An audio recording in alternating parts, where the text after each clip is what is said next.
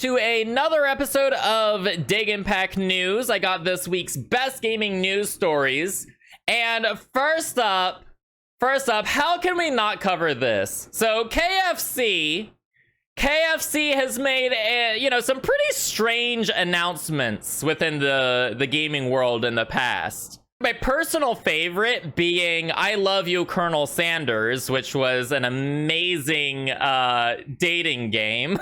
But they actually made a couple announcements this week. But the most interesting one I found anyway was the KFC Console. This one definitely takes the cake. And I'm not really sure what we're looking at. So actually what I'm going to do is they have a trailer and we're gonna watch it together so you guys can see what the fuck is going on. Can you fry chicken while you're running? Listen, now watch this. All right, here we go. So I'm gonna blow this up so you guys can see this.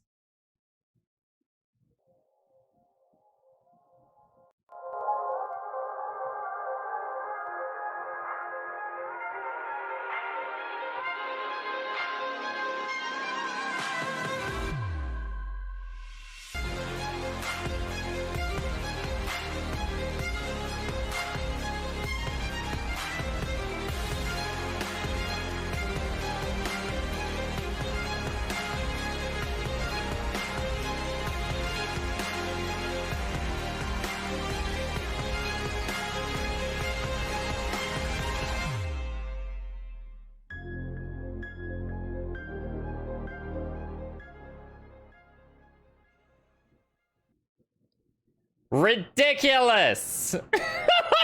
Now listen, with the kind of heat that thing is putting off, I cannot help but wonder if that's really just a reskinned PS5.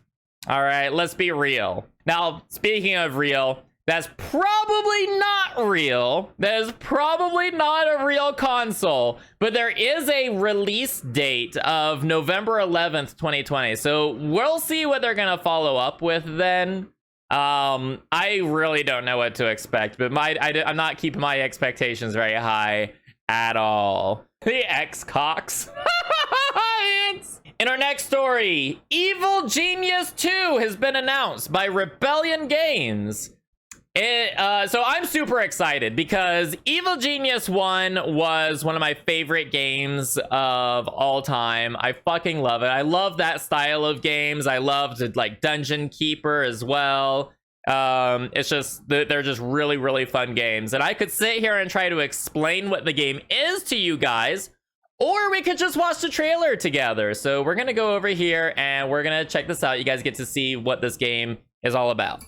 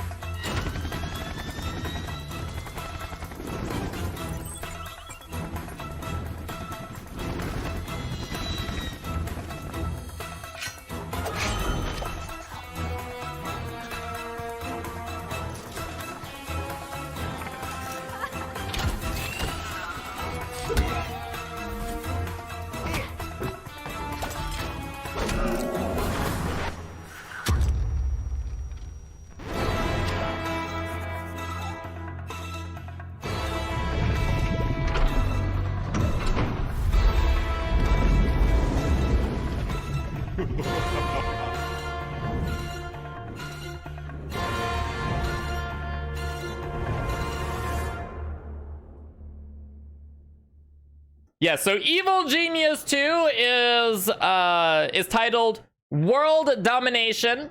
It's a big step up from Evil Genius 1 titled Causing a Small Amount of Mischief.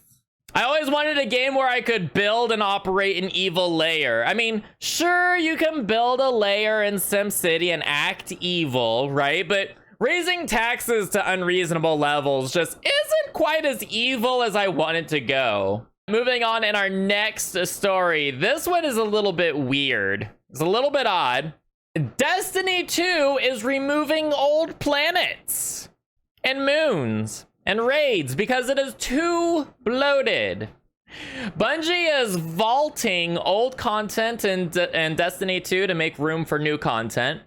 They found that keeping all content in the game was making it difficult to patch and keep hard drive space free on its players' consoles. Players are going to be losing Mars, Io, Titan, Mercury, and the Leviathan, along with all supported activities. Removing old planets because you feel things are bloated? That sounds like something a supervillain would do. Perhaps an evil genius? 2? Goodbye, Mars. We hardly knew ye. We removed Pluto in a similar manner. I should have made that joke, Insomniac. I love it. So long as they don't remove Uranus. I'm gonna spray y'all. Y'all need to cool off. You're like cats in heat, I swear to God. Speaking of cats, Stray is a cat adventure game set amidst the detailed neon-lit alleys of a decaying cyber city and the murky environments of its seedy underbelly. In it, you'll roam around with your robot companion, a drone named B12, trying to untangle an ancient mystery to escape a long-forgotten city. We're gonna actually take a look at the trailer for this game.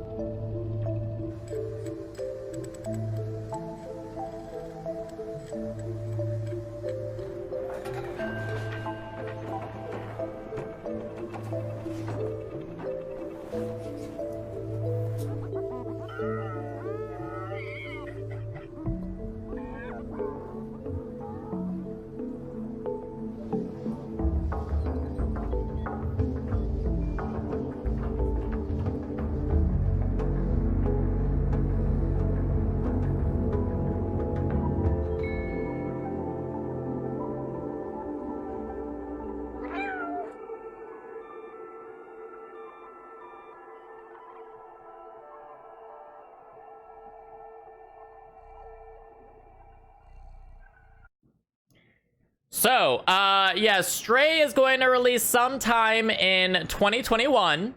It is confirmed coming to PS5 and PC. The thing is, the game is set to be released into the world in 2021. But when that time comes, the game will probably just look confused, change its mind, and return to the couch for a nap. But not before knocking off everything from your counters. Untitled adorable cat game. Yeah, except they did title it. It's titled Stray. In our next story, a guy experiences the same red alert bug as another guy from 23 years ago. Remastered editions of the Command & Conquer games were recently released with upgraded visuals and the ability to run on modern systems. Apparently, bug fixes weren't high on EA's list of things to do, though, because a PC Gamer reporter encountered a bug in a mission in which he couldn't complete the mission successfully. When Googling for a solution, as one does, he only found a post from a gaming news group from 23 years ago from one Stephen Smith, which describes the same exact problem he had. Blowing up a radar building is supposed to trigger a mission complete screen, but in some rare case it won't. Stephen Smith went on to describe how he continued to blow up every building on the map, including a church, in a desperate attempt to finish the mission and not waste the time he had spent on the level. Yes, Command & Conquer has been remastered with all the bugs intact. Surely bugs are like top 5 things you should fix with a remaster. You wouldn't remaster Star Wars and dare leave the glitch where Han Solo's gunshot first, would you? This is like a love story. 2 strangers separated across time from different backgrounds and upbringings. Neither of them have ever met, but they are brought together by one thing. A glitch from a game that hasn't been fixed in over 2 decades. Ah, yes, I've seen that porn. Anyway. Does EA ever do bug fixes? I mean, actually, I don't think so, Josie. I don't think so. I mean, just look at the state of The Sims. They're pissing fire. Literally pissing fire. In our next story, Star Citizen has now raised over $300 million. $300 million. Star Citizen has been bringing in around $4 million to $5 million per month from December up until April, but May saw a massive $11 million in donations. The spike was likely caused by the release of the Drake Complete Pack 2950, a bundle that consisted of 14 ships and cost $4,600. Like, you could buy a real spaceship for that. Actually, hold on. Let me check my phone.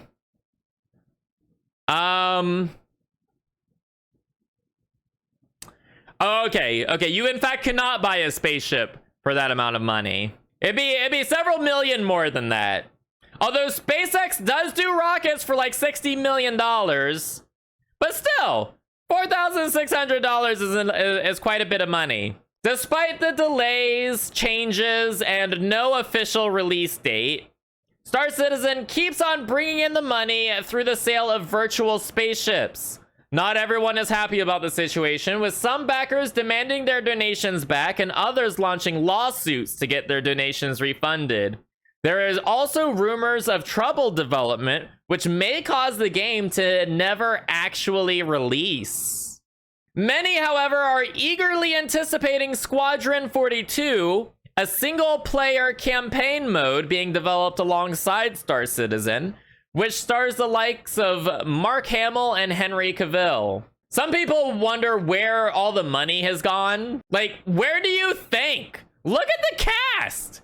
Gary Oldman, Henry Cavill, Mark Hamill. Mark Hamill doesn't come out of his house for anything less than $3.1 million, and that's a fact. And you'd probably need twice as much just to CGI out Henry Cavill's ugly-ass mustache.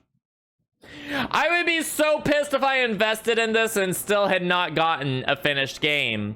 I mean, sure, they have some cool stuff, but it's like giving your kid a cow to sell at the market and having them come back with magic beans. Well, Jack, that's a lovely beanstalk you got there. I gave you my cow, so where's my fucking money? In our next story, Hitman 3 is coming in January. Yes, I am so excited about this. So excited about this. I cannot wait. So during Sony's PlayStation 5 event, they say that Agent 47, they announced that Agent 47 is going to be making his big return with the official unveiling of Hitman 3, the, quote, most intimate and professional contract in his entire career, end quote. Intimate contract? Is he going to kill someone or make love to them? As a matter of fact, you know what? Let's look at the trailer. I actually have the trailer ready for y'all. So let's have a look-see at that and see what it's all about, shall we?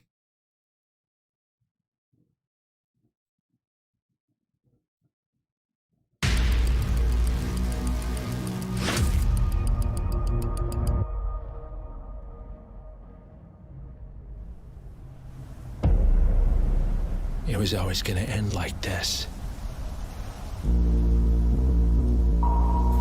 All your hard work, all your sacrifice, only sped up the process.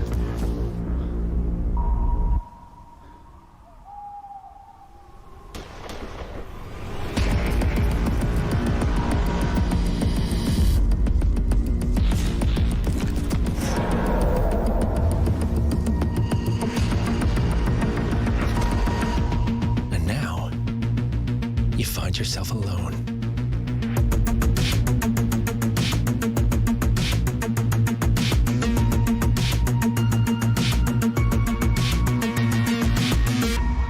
Only death awaits.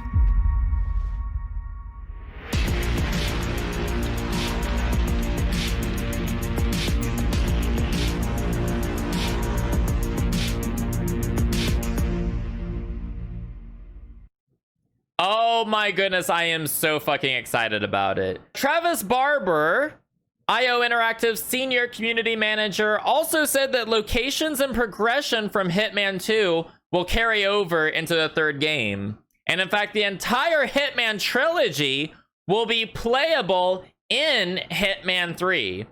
His exact quote is, "We're very proud to have the entire trilogy all playable from within Hitman 3. And to make it the ultimate place to play any game from the trilogy." So we can probably expect to see something like a legacy mode, like we saw in Hitman 2, with updated levels from Hitman 1 playable in the game. They're probably also going to see Hitman 1 and 2 playable within Hitman 3. So it's really, really exciting. Really, really exciting. Although, I have to say, I have a little bit of a bone to pick with the Hitman series naming convention. Let's count with IO Interactive, shall we? We're gonna start with the first number, 47. And then after 47, of course, the number is 2. And then after the number 2, we have not applicable, not applicable, not applicable, not applicable. And then we have the number 2 again. Yes. And then of course 3. Yes. That's how that works. That's how numbers work, right, chat? Let's see Sesame Street teach that to kids. So that's it for this week's video. If you liked it, go ahead and hit those like and subscribe buttons. And if you feel so inclined, leave a comment down below. Let me know what you thought. And if you have any news stories that you would like for me to cover next week, leave those in the comments as well. I hope you enjoyed it. Have a good one. Bye-bye.